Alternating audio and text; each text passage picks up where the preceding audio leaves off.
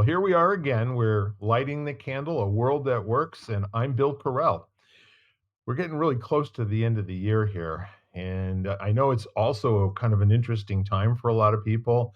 It has the effect of energizing and activating old feelings, and kind of brings the past into the present. And I wonder, if sometimes this particular holiday season gets a fair shake in terms of being mindful through this process, and really kind of appreciate the here and now. So I'm hoping that we could have a kind of a completion. Well, yeah, let's talk about completion. And let me see. If you complete something, you also, another C word for that. That would be anybody? Contemplation. Completion and contemplation. Not bad. So what would be another C word for finish as well? Oh, for finish you were looking for. Conclusion, completion and conclusion. So I would also like to add the contemplation in there, so maybe we'll juggle 3 words instead of just 2 this time. Does that work for you? Yeah. Yeah, I mean, let's go. you guys have master's degrees in life, so I know you can do this. So to begin with, again, I'm Bill Carell. We've been doing this now for 2.5 years. We're up over. This is going to put us pretty close to 130 episodes, as far as I know. And I'll start the conversation off with this today. We have a few days left in 2022. I'm asking all of you that are listening and you hear this, please reach out to people in your life, maybe folks that you haven't talked to for a while but mean something to you, either by email, text, or telephone call, carrier pigeon, send out card, whatever it is that you use to reach out and touch people. Would you do that to maybe a dozen, 15 people by the end of the week and just see what happens? Let them know that they matter to you. Let them know that your world is better because they're in it. And, let's see what that does in the world, okay? So now that we've said that, let me introduce my 2 cohorts here, Mr. Ken Caputo and Miss Jan Jeremias. And folks, whoever would like to go first, go ahead, and I will get the dictionary out and see what we've got to work with today. Men first. I always get ladies first. So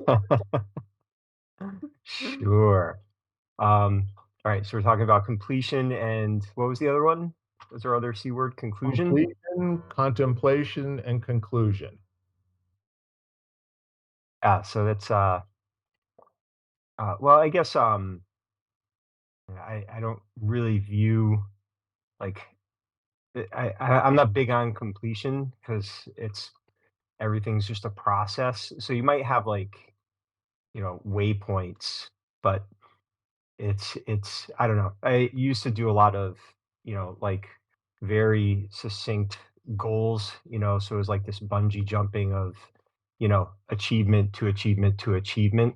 And that left me personally feeling a little outside of flow, of just, living by the premise of the journey being the home, and, it's where you are is where you are type of thing. But with that being said, I think it's very powerful because of the slippery nature of time to have constructs that give us moments of to pause and reflect, and look around. So, if we all agree that, there's an end to a year and there's a sense of renewal, just like, we naturally have seasons, and winter solstice for a lot of people is a big one, that kind of thing. It gives us a way to kind of stop and structure our thinking and reorganize, so we don't just end up with this blur of stuff. It's kind of, it can be easy to lose rhythm. So it's kind of like it's the space between the notes that create the music. It's not the sound that creates the music, you know? So, so yeah. So I don't have a very definitive answer to lead us off. I just have thoughts.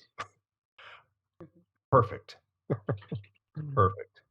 Would you like some dictionary definitions? sure.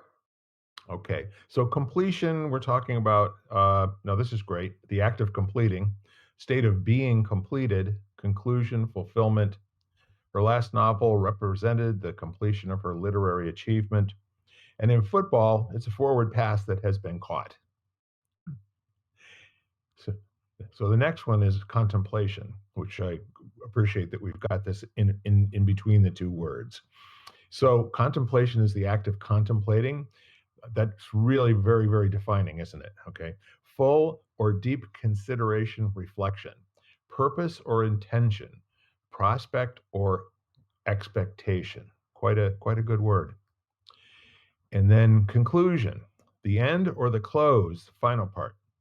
The last main division of a discourse, usually containing a summing up of the points and statement of opinion or decisions reached, a result, issue, or outcome, settlement, or arrangement. Final decision, a reasoned deduction or inference. Logic, a proposition concluded or inferred from the premises of an argument. These are some good words. Who knew? So now listening to that, at the end of the year, what's our practical application of these three tools, these beautiful words?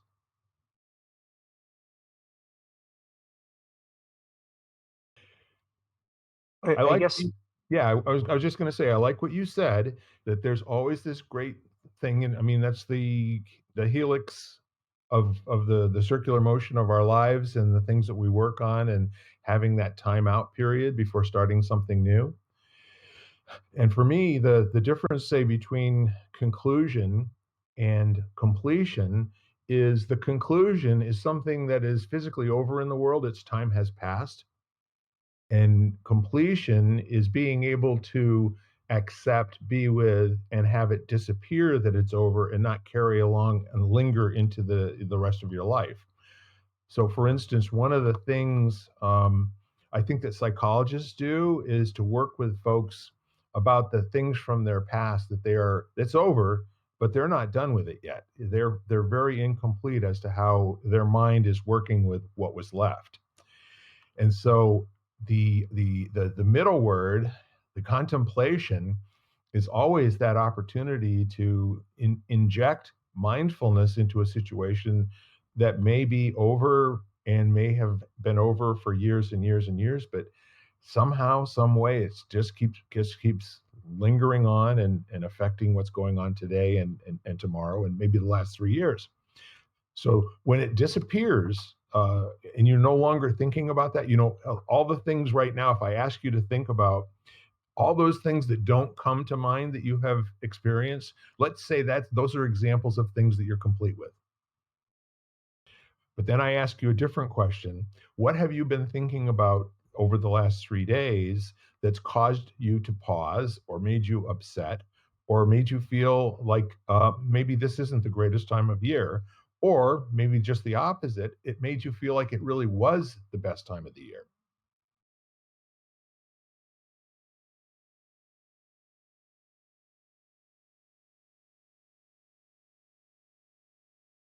I don't think of completion as being like that completing something. I think of completion as being complete, that each one of us in our state, wherever we are in a state of completion. I used to say yoga is the practice of realizing that you're enough and that you're complete and whole. And so the idea of completion to me is sort of like the completion of like when you fill in a circle, the entire contents are full. And so that's the way I think of completion, not as an ending, really. Like I completed something. I think of being complete. And what does that mean to me? And then reflection comes in, to reflect on or to contemplate that. It's kind of an interesting concept because the minor distinctions between drawing a circle where the ends touch each other and then the center is full, having that be complete, perhaps that is the state of that shifts when you take an incompletion and complete it. it gives you a state of now currently being complete until the next thought comes. Good luck with that. Right.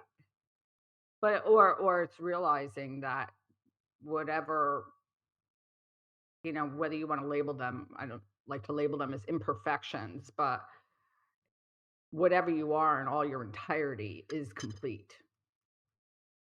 I think it's a beautiful take at it. It's amazing how anybody who comes from other countries ever learns this language, because words can have so many meanings and definitions, or context sensitive and all that. But I want to ask you maybe one more thing from a practical standpoint outside of yoga. Are there any examples that you can give where this is occurs for you on a frequent basis? Now that I'm asking the question, I'm sure you don't walk around thinking about, am I complete or incomplete, right? But you are saying that you are, whatever state you're in, you're complete at that moment in that state, correct? I think, yeah, I mean, I think that it for me, it's at points when if I'm taking, quote, unquote, "my yoga off my mat" Yeah, and into the world, then it's the practice of recognizing that no matter what happens and what's going on in my life. I And like it. that's the practice of, like, reminding myself of that when I forget.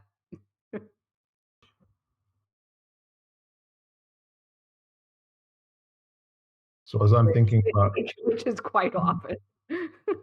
well, out of 80,000 thoughts a day, there will be a few nasty ones getting through, you know? And it's kind of funny, the ones that seem to hang around and linger. But clearly, what you're saying is thinking about it from the Zen standpoint and thinking about it from practicality, there's nothing to fix and there's nothing to do. Just enjoy the state that you're in right now. And as our dear friend John would say, get a chuckle out of it, you know? Laugh at yourself, reacting to yourself. Don't take it too seriously.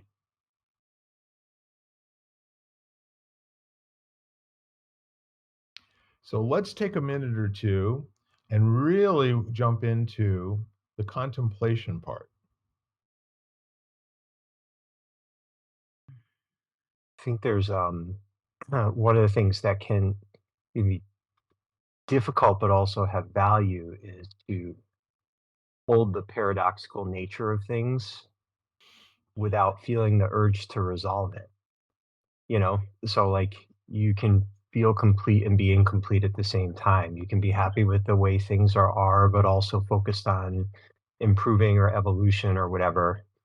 I can remember naively thinking, here's a tangible one, when I started in business, owning businesses all those years ago. If you learn to systemize everything, it would just go on without you. You'd be done. You just get the system right. and, you know, and it's like, all I got to do is just get the right system. And now, yay, sit back and watch the money roll in, that kind of thing. How And did it maybe not, well, yeah, of course, not at all. And, but it was interesting because you learned over time that it doesn't mean like I knew people who were just like the heck with systems. They never work. And and you learn that focusing on the development of systems keeps things working better than without them.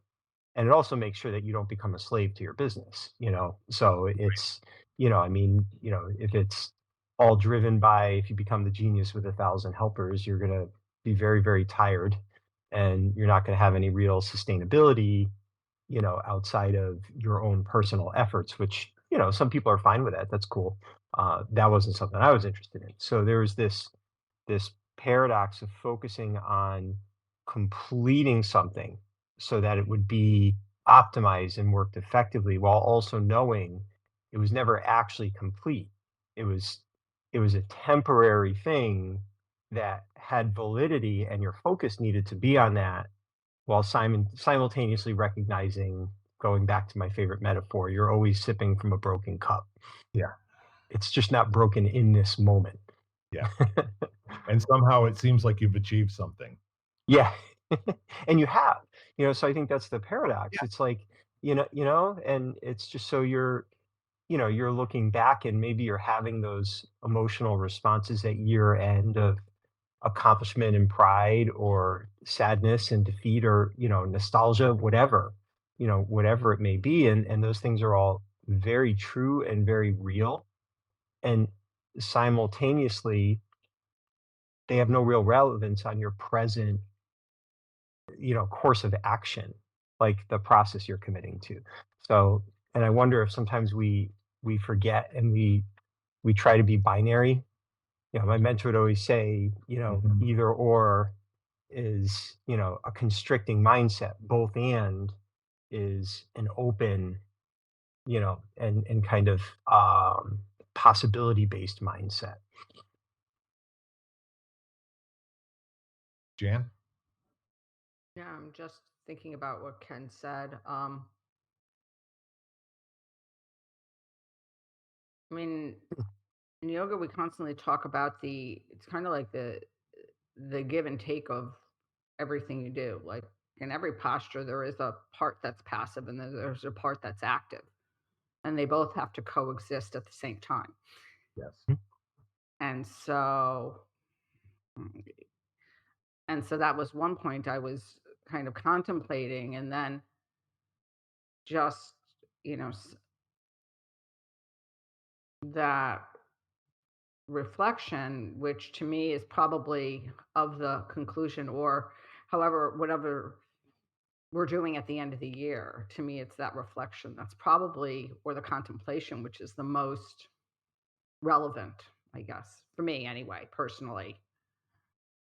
Yeah, It, there's two takes at this, or at least two takes at this, with regard to what's the real relevance of concluding and completing.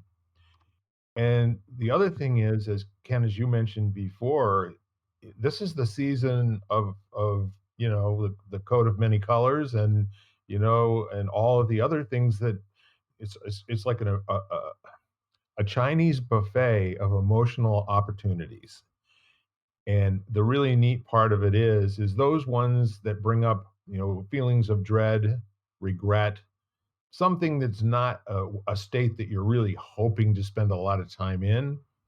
Uh, it's to me, it just points at a grieving process, that there was something that didn't go the way that I wanted it to, and it could be the loss of a relative who it's particularly acute at this time of year, or it could have been something where it was a failure to be, or a failure to experience an intention, and having that thing that you said earlier, Ken, where you accomplish in that moment, having your system actually work for a change, and that experience in and of itself is kind of the cookie to keep you going.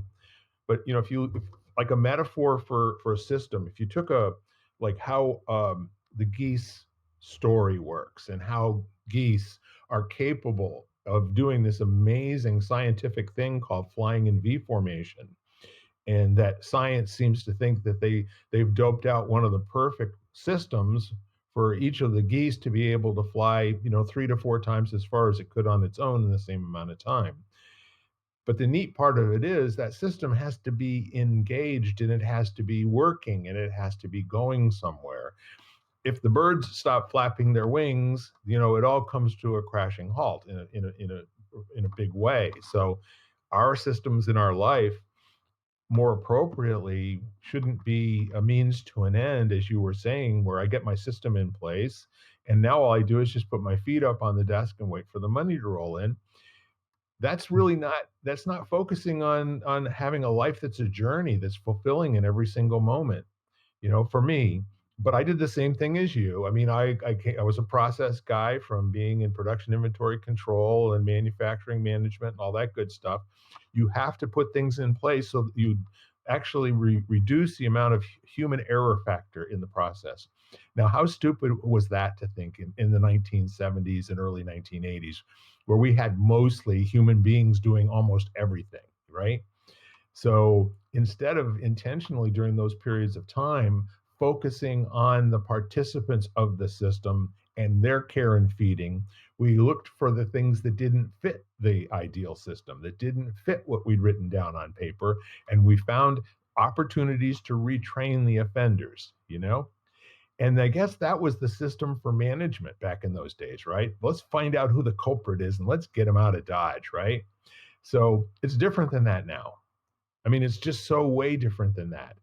And I think the neat part of the that word contemplation, I think, becomes the big circle in the Venn diagram, in which completion and conclusion are two minor circles, and they may have some overlap. But I think the contemplation portion of it is that opportunity to always bring mindfulness to experience.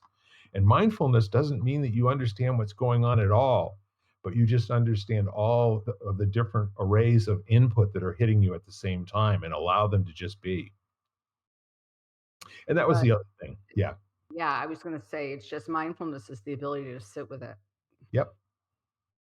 Well, and isn't it interesting that completion, or if you notice something is feeling completed in some way, whether it's tangible or not, that could be a great trigger for contemplation.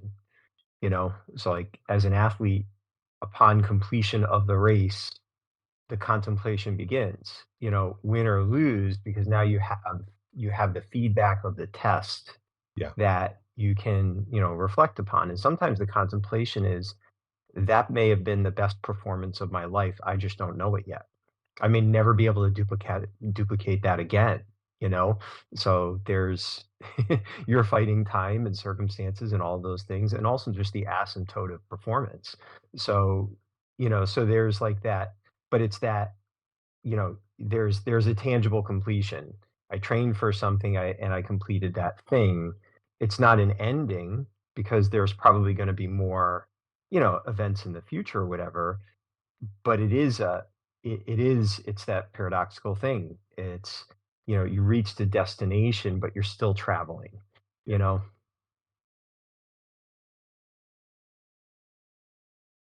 I have a thought if you don't, Jan. No, go ahead.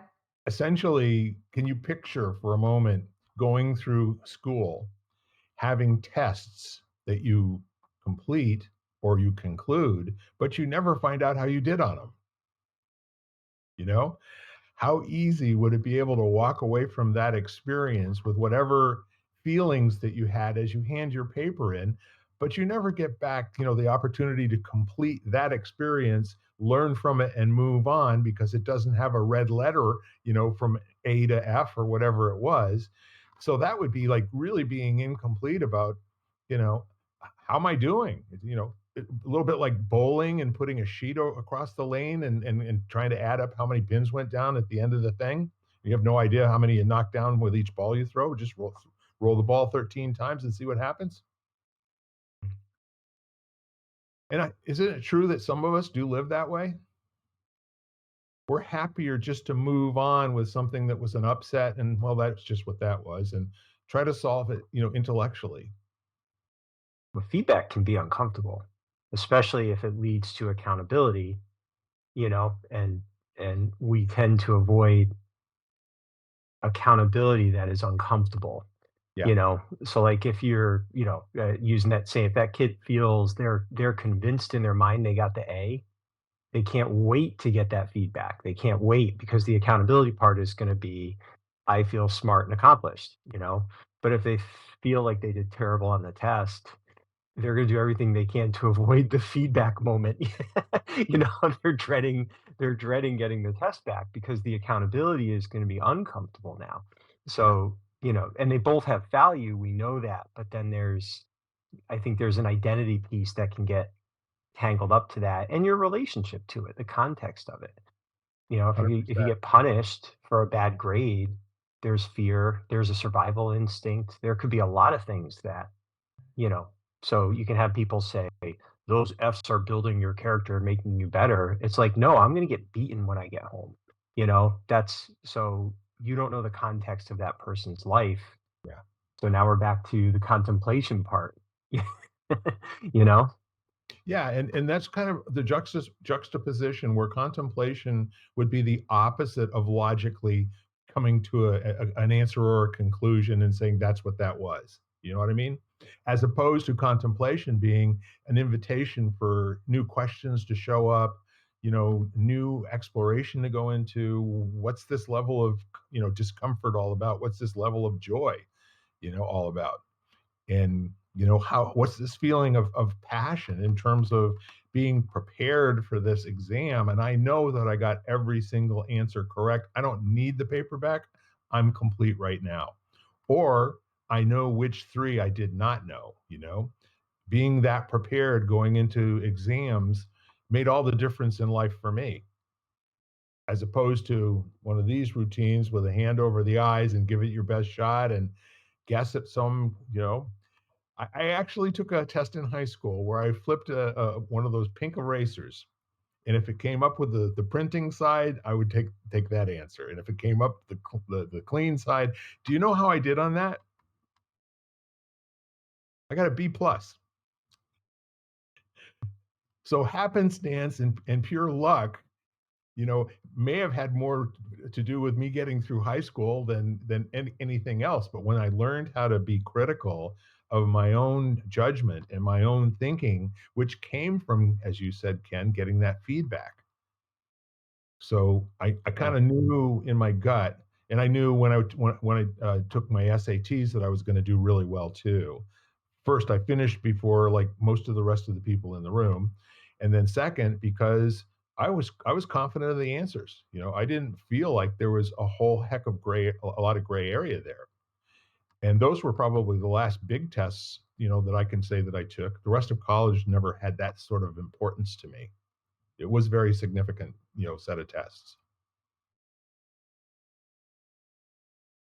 It just had a interesting just a thought pop in my head. Just you ever have the situation where you were kind of dreading the conclusion? Like, I'll put it in a positive spin, like a book that's so good you don't want it to end. So you're Yes. actually the closer you get to the end, you like almost want to stop reading it because you don't want it to end Yeah. because it's so, you're resonating with it. So, and it's, so sometimes there can definitely be an interesting subcontext of view and emotion and association that can wrap around it, Yeah.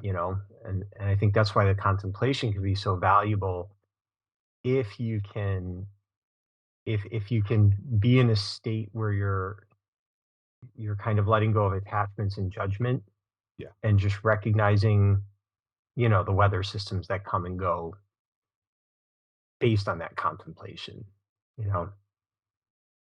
Yeah, and there's almost like an Irish blessing of may you live in a life where your systems fail you repeatedly, and get to be really good with that life. Like the Bruce Lee saying, "Don't pray for an easy life, but pray for the strength to deal with a difficult one."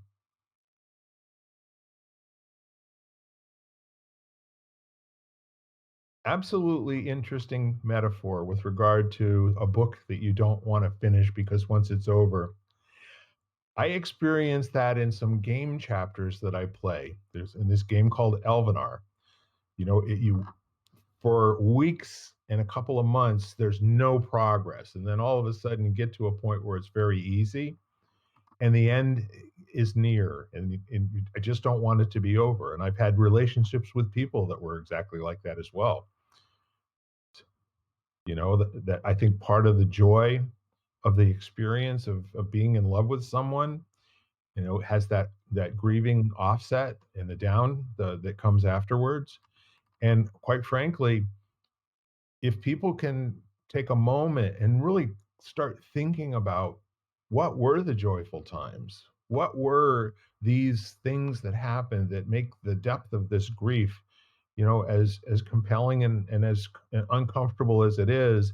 And I think when people can embrace that side of themselves and not stay keep coming short of filling in the circle, Jan, if you will, if they just take that moment and keep pushing through it. Personally, that's where the breakthroughs and the completions, in my experience, are very much popular. And I'm not saying in my interactions with myself, but in my interactions with people that I've coached and that sort of thing. Because you always find out, or I always find out, what people came up against in the past that they have not outgrown yet. And my goal is not to have them go back and fix what happened. My goal is have them just assimilate that into their body of knowledge and their body of understanding of how the world works and how they work in the world. When they can do that, they're usually freed up to go and accomplish amazing things.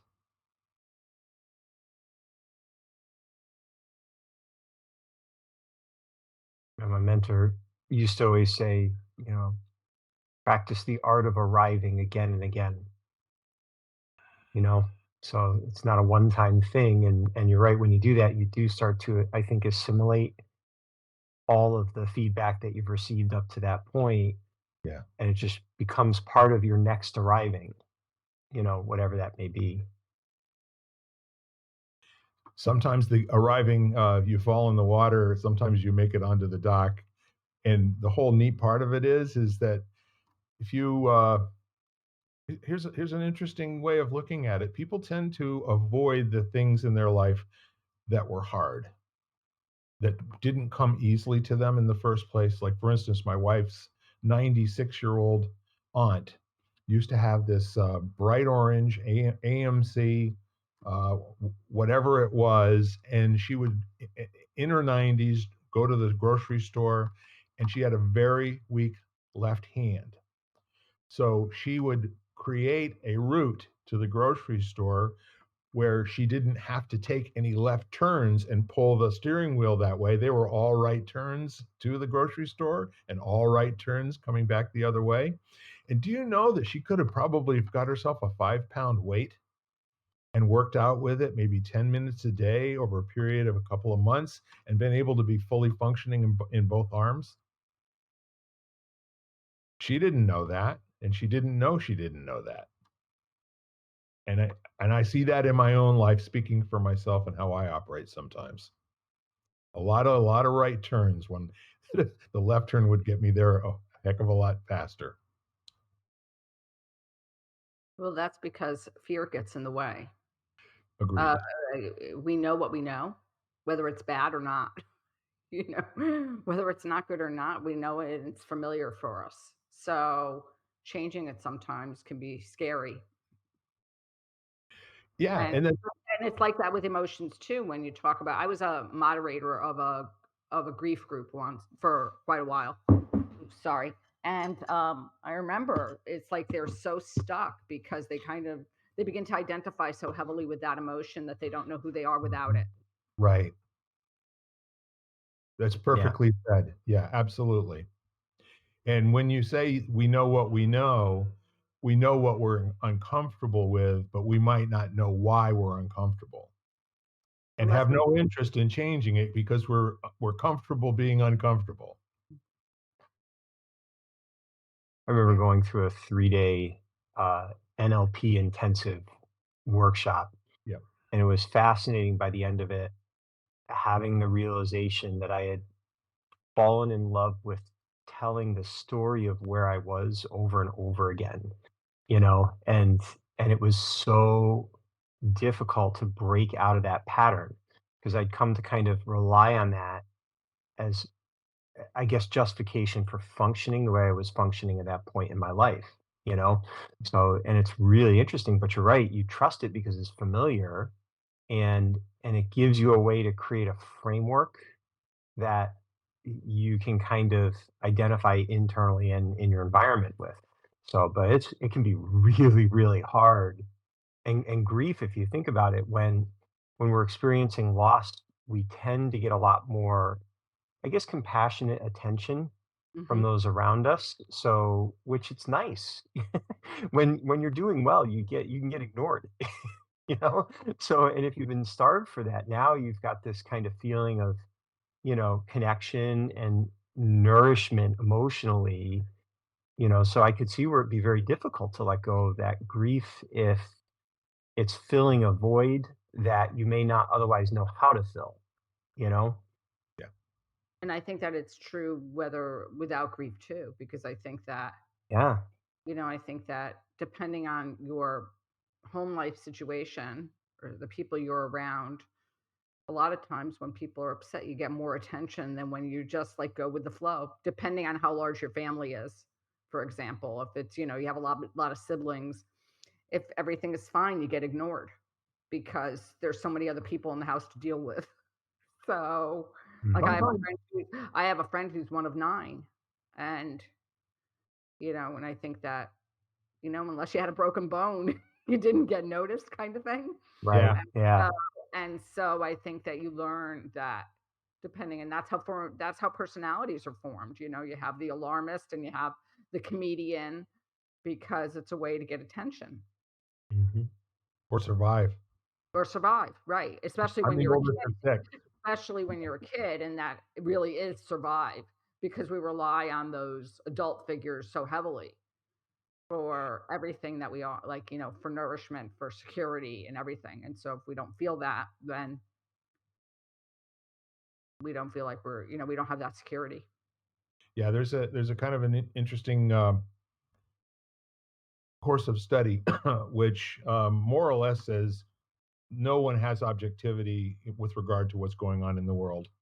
And if you just started out every sentence by saying, "I don't know if this is true or real or certain, but here's what I'm experiencing," but nobody's got the time to say that. And the other part of it is that we all do kind of nestle in with a nice story that we've given people. It becomes our business card, and we get to be known, about, oh yeah, he's the guy that overcame all odds and graduated from second grade, when it was almost impossible for him to do so. And then that sort of stays with the person for the rest of their life. And every new business card is a kind of a different version of the same story, but a little more robust, kind of growing into an adult type of a situation. But the main thing that I've heard in what both of you are saying is these are, when we come to an answer, we are substituting research and development, for a piece of cheese, you know?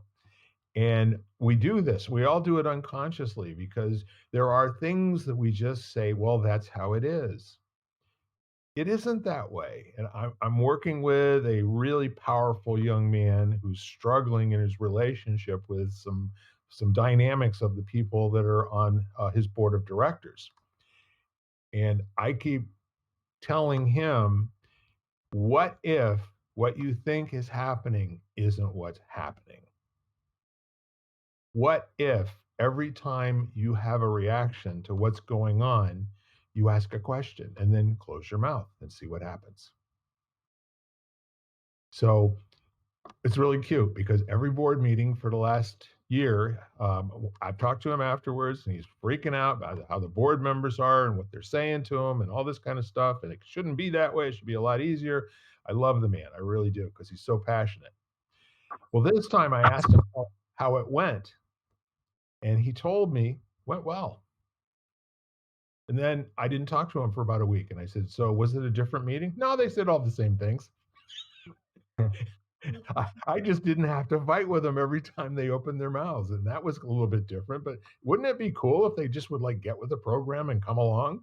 And I said, well, not for nothing. I think you've grown a little bit if you can have your side of things on your side of your eyeballs work better than it has in the past.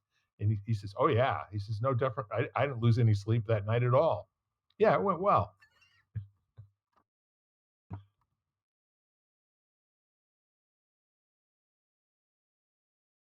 Yeah. Imagine if you spent very little time completing, very little time concluding, and a lot of time contemplating. Well, I think it's always interesting. Like for everyone has their center of gravity is probably at any given time moving more towards questions or answers, Yeah. and both have relevance. But if you're looking for answers, that's gonna be a more constrained paradigm. So like, how do I make this board meeting go better isn't, is a little different. That's like an answer oriented question, really. Yeah, It's like I'm looking for the thing to fix this instead of sitting back and just being curious and contemplative about the dynamic of that board. yeah, And, how could this become more balanced? What would that look like? Which leads to another question of, why do they always interject like that? Why does that person always feel the need to interrupt? Or why is this one so firm in taking this position every time we meet? That kind of thing, where they're more like curiosity based questions, and that you feel a little bit more relaxed because you don't feel like you're solving anything. You're going through that process of keep asking bigger and better questions until the questions disappear and the answer is just revealed. So you're not grabbing at it, you're letting it come to you, you know That yeah, reminds me of the same idea of realizing that you don't need to know everything. I yeah, I yeah. I remember, when I used to give a lot of, like, classes, not yoga classes, other types of classes, and this feeling that, "Oh my gosh, what happened if someone asked me something and I didn't know the answer?"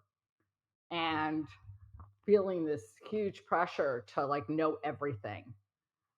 And then all of a sudden realized my friend turned to me one day and said, if people ask you a question, you could just say, I don't know. I'll get back to you with the answer. And I remember how liberating that was because I realized, you know, you don't need to know everything. Like not everybody knows everything. And it was great, and so that's what it reminded me of, Ken. It was just that being open to just, relax in the possibility. It's funny, there's if another you made the statement to most people you're ignorant, they'd probably get defensive. But if someone studies Buddhism, they'd be like, "Well, of yeah, course, yeah, we all have ignorance. yeah, We what's all your have point? ignorance." It's like, okay. You wanna Exactly. tell me where my ignorance is? I'd love to dispel that element of ignorance. Is there something you can share? It would be an of course, and I'm curious. And you're right, in leadership, we always train people, don't be afraid to say, "I don't know." That's actually, you know, in the Zen training I had, that was like the best answer you could give as long as it wasn't a cop out. Right, You know? right, right. You know, so yeah, it's just this whole idea for me. It was just like literally, okay, I know where to find the answer, which was to me more important than knowing that I had the answer. Was that I Yeah. know where you can get the answer, and I can get it for you. I can tell you where to go to find out what you need to know. But off the top of my head, I can't remember that. I can't remember. Isn't it interesting how annoying people that seem to have all the answers are? Like, because there's no space for there to be discovery. That's right. It becomes a constricting conversation, where there's no, oh, yeah, I didn't know that. Let's explore that. Now it's, that's why we don't call it communication. We call it conversational learning, because that's what the best communication really is. Like, these conversations are, we're all like, I mean, you guys are saying stuff and I'm having all of these little sparks and thoughts and insights that I wouldn't have if I was just sitting here by myself you know Yeah, the thought that came to my mind, Ken, while you were speaking was it's kind of freeing at some point in life to realize that if you're constantly walking into situations where there's conflict, or if I'm walking into situations where there's conflict, I might have something to do with that. And the freeing part of it is that I found that the more I worked on me, more it seemed like somebody went out and changed all the people in my life, you know? All of a sudden they were cool. what is that thing about, if you're in a room full of jerks, maybe you're the jerk? Well, and you It's don't something know to who. that effect. I don't All right, remember exactly how here's it the one from the goes. poker world. If you're in a room, if you're at a table playing with a bunch of people and you can't tell who the fish is, you're the fish. Yeah. But the point is that that spark of responsibility and letting go of the need to have a result. because we get trained in our lives from a very early age that succeeding is good and failing is bad. So it seems like everything that happens falls into one of those two bowls. But then you start getting into a position where you're not looking, you're doing research, you're interested in mastery. Let's just try some stuff and see what happens, right? So then you're happy to get outcomes, and you realize instead of only being a success or a failure, you now have an array of possibilities and things that actually where the data doesn't even seem to connect with each other in terms of what you did and the outcome that you got. So that's interesting to sit back and use that thinking cap again and continuously ask questions about what really happened. Was there something that went on that affected this outcome? Was there something that how I was being and how the other person was being made things easier, to have a learning conversation, right? And really communicate and get down to that where I really get where you're coming from. I understand in detail, and this is what I'm feeling while I'm listening to you, or whatever it is. But the point is that when it becomes, a volleyball match, especially if it's in public and there's other people that are watching, it's really not productive for anyone. When it's an interrogation and there's some research going on, then it can change the world,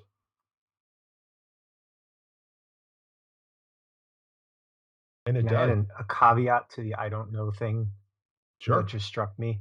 Um, just some context for it. If you are if you have been if you find yourself in a leadership position where people have come to trust your ability to produce a result, they can become very uncomfortable with you saying, I don't know, even if it's outside your zone of expertise. So, I can give a very specific, I mean, as a martial arts teacher, I was I got very, very good at my job. And I was able to help people achieve a lot of the results that they wanted in their life.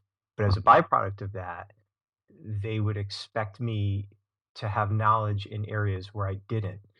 And one of the biggest ones was like injuries. So my knee hurts. What do you think is wrong with it? And I'm like, go to a doctor. I am not trained as a physician. I don't have like I wouldn't even give people I still won't like nutritional advice. Like I am not a nutritionist. I was not trained in that. I'll share how I eat and what I understand about nutrients, but I'm not going to give anyone a diet plan. I'm not going to, like a meal plan or something like that. But they want that. So, so if you say I'm not really comfortable answering that, they're like, "Well, but you're in shape and it's working. What are you doing?" It's like, "Well, what I'm doing is not going to be relevant to what your needs are, and I'm not trained in knowing everything that's going on with you. So I don't know why your knee hurts, and that's why you go to an orthopedic person who's trained in knees and ask them that question. But it'd be very interesting. And I had people in my professional sphere who'd find themselves pulled into giving answers and advice and guidance that ended up becoming harmful. And they didn't mean to do it. They just felt responsible for not saying I don't know to people who didn't want to hear I don't know. And it can be a very dangerous path. In fact, my mentor talked about it a lot because early in his career in the 70s, um, a lot of people were really trying to give up their power to him, and he accepted that responsibility, and it created a lot of problems for him and for others, and it took him a while to extricate and get very clear and healthy boundaries in place so that that wouldn't happen again. So Yeah. I Is it? always say I always say I'm not a diagnostician. That's I'm not a diagnostician. I mm, can tell you, I can give you some suggestions, but I can't tell you what it is. And if that's the way I always, because I do have some ideas, on what they can do. yeah, Yeah, I do have some ideas on what they can do, but I'm not a diagnostician. And so if you want a diagnosis, you have to go to somebody else to get the diagnosis. yeah, If you come to me after the diagnosis, I can probably even give you better suggestions, but I can give you some suggestions. And I'll use your example for a knee injury. I always tell people you look above and you look below. Like, Mhm. usually a lot of times knee issues are related to foot instability or hip problems. And so you look above, don't get that. I'm always because I don't want people to get stuck on that area. Like I don't, people get hyper focused of like, I have a knee Yeah. injury. And I'm like, well, unless you had like a tore a ligament or you had a knee injury per se, a lot of times it comes from another area and it just manifests at the knee, for example. So I'm Yeah. always like, look above and look below. Well, and that's a good point. Like I would, again with the knee thing, I can remember saying to some. I've said this to many people. When you go, what happened to me was I had gotten kicked and had a hamstring tear. So so what ended up happening was my hamstring got very tight relative to my quadricep. And what the orthopedic guy said is it's like driving your car with the emergency brake on. So it was an imbalance between flexibility in the front of my leg and the back of my leg that was causing a symptomatic feeling of pain in my knee. So, but I'm not telling what I think. I'm telling what a doctor told me based on a personal experience and being clear in that. I'm not telling them, oh, it's probably because you have a tight hamstring. So just do these hamstring stretches and you will be better. That will be $1,000, please. I'm not, so there's a fine line, and it's funny because a couple people I'd say that, and that would be, "Oh, what are some hamstring stretches I should do?" And I'm like, "Well, you don't know that that's your problem. I'm giving an example Okay. of things that could cause knee issues that are not directly related to the knee. Now go to the professional." But it's, we all like to have answers given to us from people that we trust.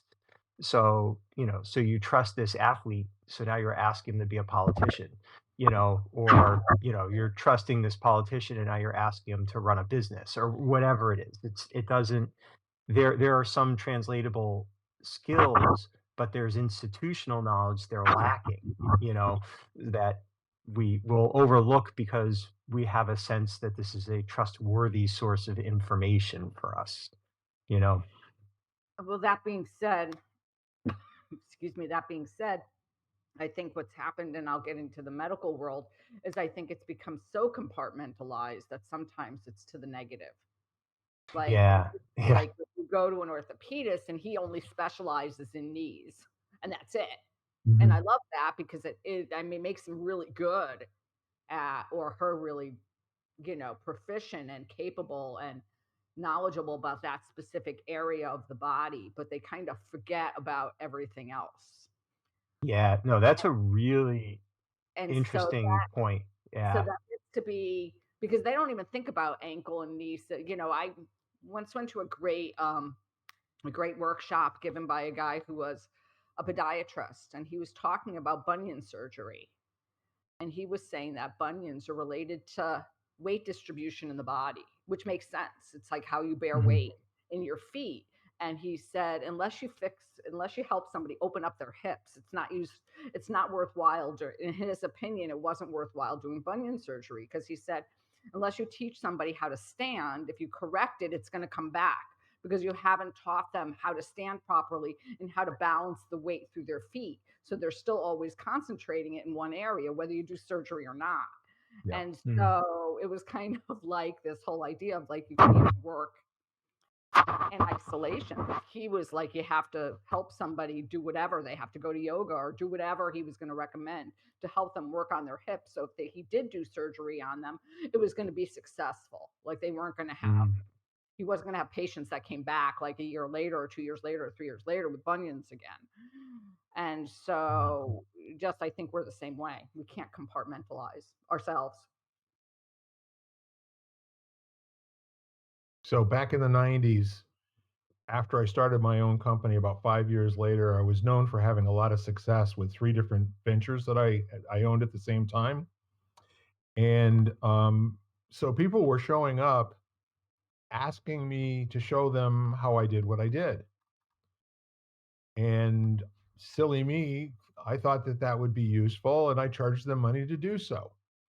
So I put together a very complex set of rigorous, objectives over a 6 month and a year, 2 years, 5 years.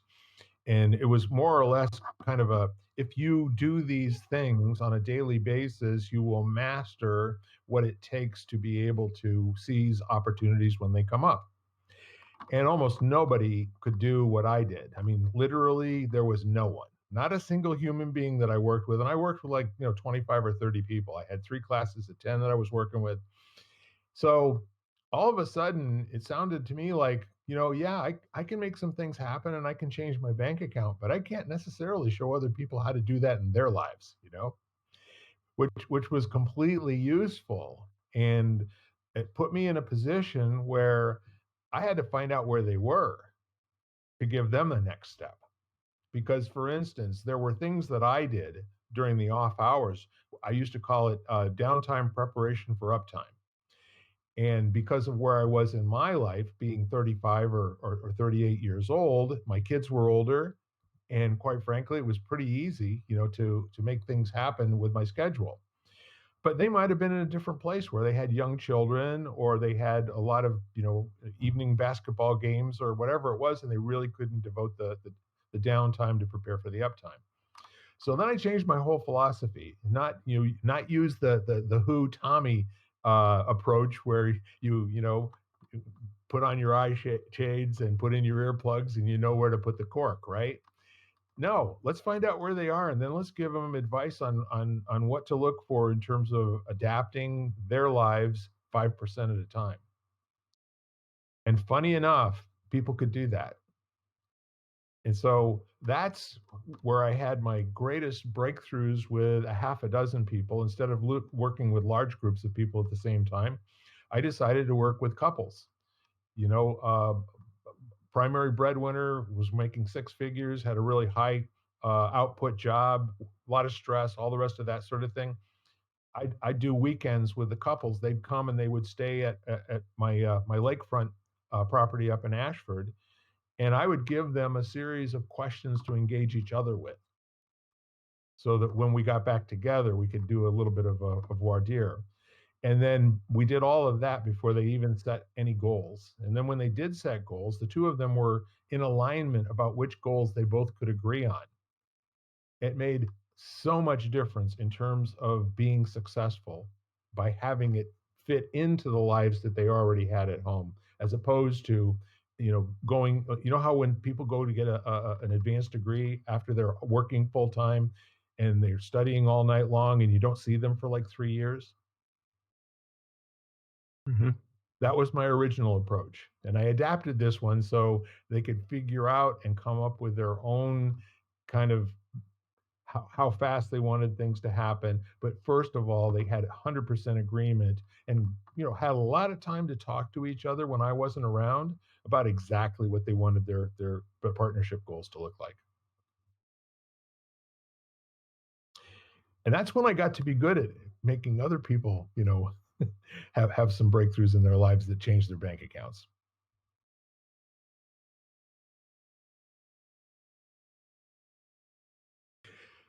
And I don't know that I was good. I only know that they just kept rehiring me.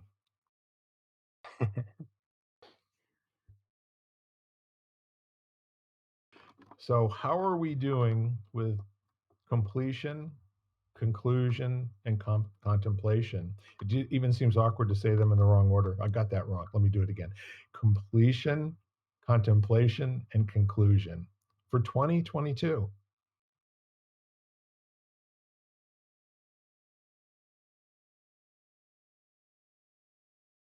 I'll ask a different question. What do you now need to say in order to be complete?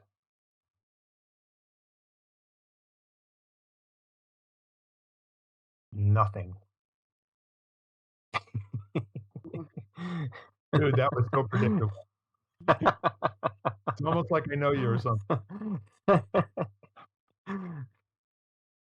And I was going to say, I love these conversations because now I have a lot of things to contemplate over the next however many days we have left of the year, 4 days. Yeah. Yeah, I will just say I cherish your relationships with not just with me, but with each other. And our gal's not here right at the moment. Lisa, we miss you, and you're part of this conversation as well. You always are. But I will say that, the thing that works the most for me is to hear what you have to say and then go back and within days and minutes and hours have it show up in my life and give me some access to something that I hadn't thought about before, and maybe a different way to construct, useful conversational questions about it. And I really appreciate that for me, and I appreciate you guys one heck of a lot. And now I'm complete. Likewise. But yeah, There you go. All right. Well, with that said, I just want to reintroduce my invitation. Call someone you love and let them know. Okay. And let's see if we can't have fewer people be upset, or who even knows what's going to happen, but just give it a shot and see what you think. With that said, we are bringing the podcast to a close for 2022, and we are so looking forward to an extraordinary 2023 without having any idea what that means or what it looks like. God bless all of you, and thank you for tuning us in. We are Lighting the Candle, a world that works. You've been listening to Lighting the Candle, a world that works, part of the Exvadio Podcast Network. You can catch us each week, as well as the rest of the network, at exvadio.com/podcasts, as well as the Apple Podcasts app, Google Podcasts, Spotify, iHeartRadio, Stitcher, Audible, Amazon Music, and wherever you find podcasts.